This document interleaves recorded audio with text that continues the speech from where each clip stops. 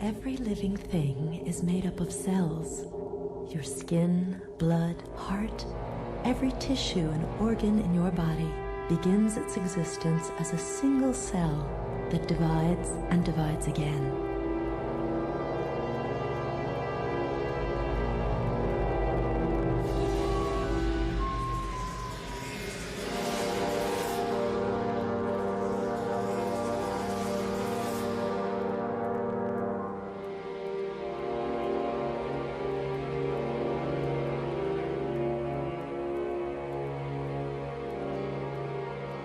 The membrane of the cell is a bumpy film of fatty molecules.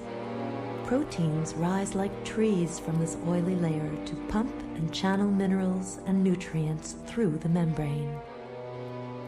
Other proteins use their branches to trap hormones that activate the cell. Some hormones are small enough to slip through the membrane to instruct the cell to move, grow, divide, or even die.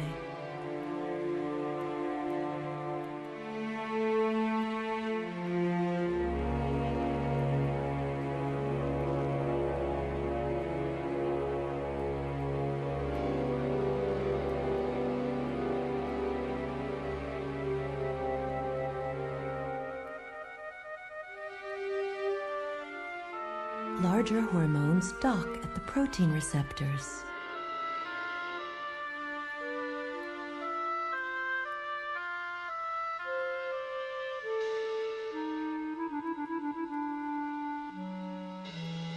The receptors send messenger molecules to the enzymes and organelles crowding the cell.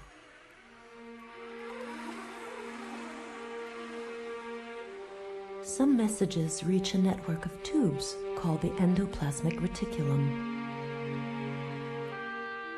Channels within the tubes then release calcium, triggering cell activity.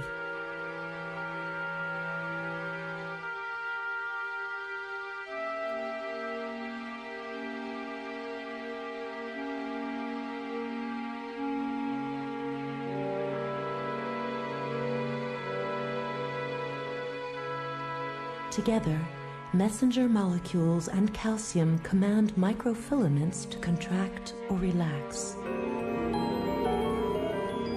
They may also tell the cell membrane to recycle its components. Tiny honeycombs of proteins swallow up pieces of membrane along with hormones and their receptors.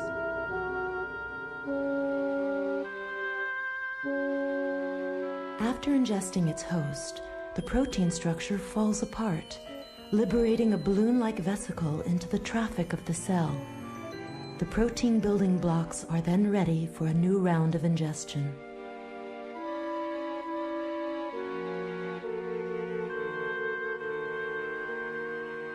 Mitochondria are organelles that provide the energy the cell needs to operate its pumps, motors, and micromachines.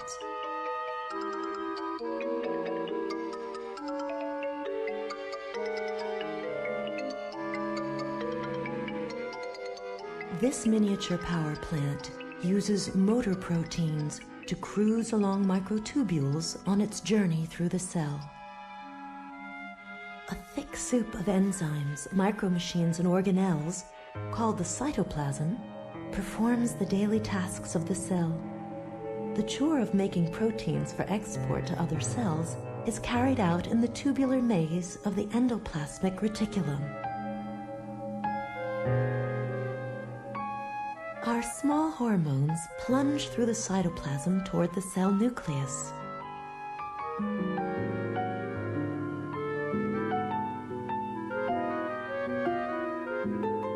Increasing numbers of microtubules signal the presence of the centrosome.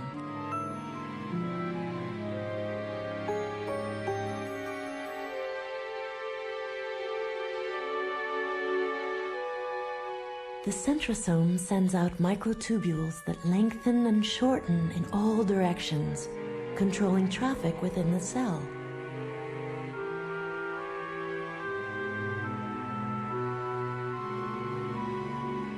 The The nucleus is the largest organelle of the cell.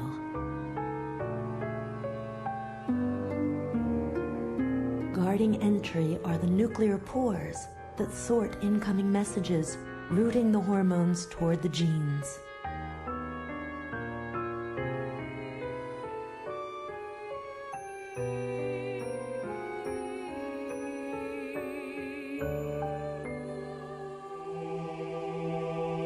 Here we encounter the precious genes, the carriers of heredity. Genes are long, thin strands of DNA wrapped around bead-like proteins. Within a single nucleus, the DNA necklace can be made of 100,000 different genes.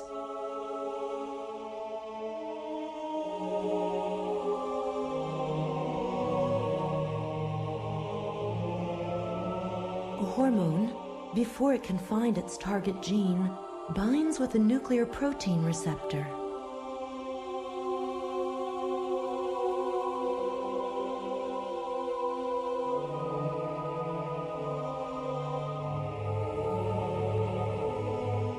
This couple then joins with other couples on the crowded dance floor. Together they attach to the particular gene the hormone came to meet. The gene then relays the hormone's desire for the cell to grow, divide, or die. To carry out the order, proteins gather at the site, forming a micromachine that reads and transcribes the gene.